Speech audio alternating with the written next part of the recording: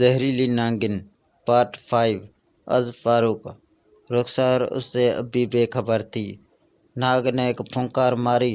उससे पहले कि रुखसार कुछ समझती, वह अपना वार रुखसार के पाँव में कर चुकी थी और वहाँ रुके बिना पीछे मुड़ी और उसकी चाल में तेजी आ गई। वह एक दरख्त के ओट में आकर रुक गई। वो कुंडली मारकर बैठ गई।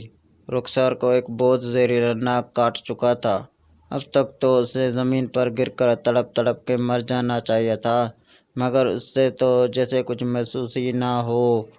वो मुस्कुराती हुई अपनी बकरियों को लेकर जंगल से बाहर की जानब बढ़ने लगी।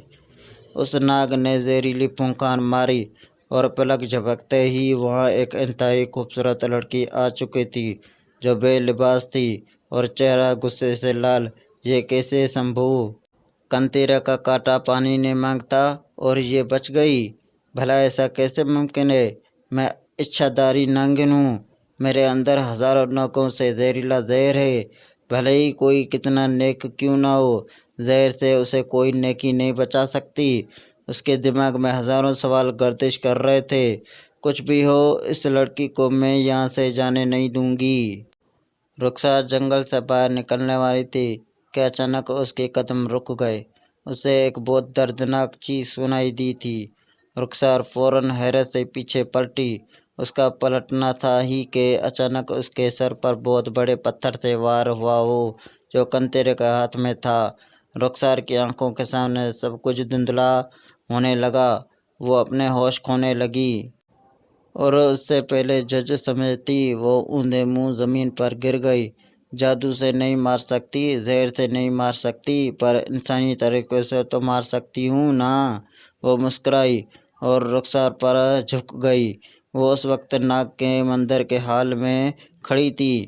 मंदिर में दिए जल रहे थे और पहाड़ी के ऊपर होने की वजह से रोशनी भी अंदर आ रही थी। उसका जिस्म, जो हमेशा बेलिबास रहता था, उस पर अब लाल चोली और घघरा था। उसके सामने नाग देवता के बुत के नीचे बने चबूतरे के पास रुखसार बिल्कुल सीधी बेहोशी की हालत में लेटी थी। उसके सर खून बह रहा था और आधा चेहरा खून से तर था। कंतीरा ने बहुत बेरहमी से उस पर वार किया था। कंतीरा उसे चंद कदम पीछे वही बड़ा काला नाग मौजूद था। कंतीरा खून आलूद नज़रों से रुखसार को घूर रही थी। हम किस बात का इंतज़ार कर रहे हैं? कंतीरा ने नाग से मुखातब किया। इस कन्हैया के होश में आने का हम इसकी बलि केवल तभी दे सकते हैं जब ये होश में होगी, वरना नाग देवता हमारी बलि स्वीकार नहीं करेंगे। काले नाग ने भारी आवाज़ में जवाब दिया। उसे होश में लाना तो मेरे लिए आसान है। कंतीरा के चेहरे पर मुस्कान आ गई। उसने अपना मुंह खोला। उसके मुंह से उसकी ज़ुबान बाहर आ गई। इंसानों की तरह नहीं, एक सांप की फन जैसी थी। दरमियान से कटी हुई उसकी ज़ुबान बहुत लंबी होती जा रही थी। कंतीरा ने अपना मुंह आगे किया और अपनी ज़ुबान से रुखसार के सर पर उस जगह डसा जहाँ से उसका खून बह रहा था।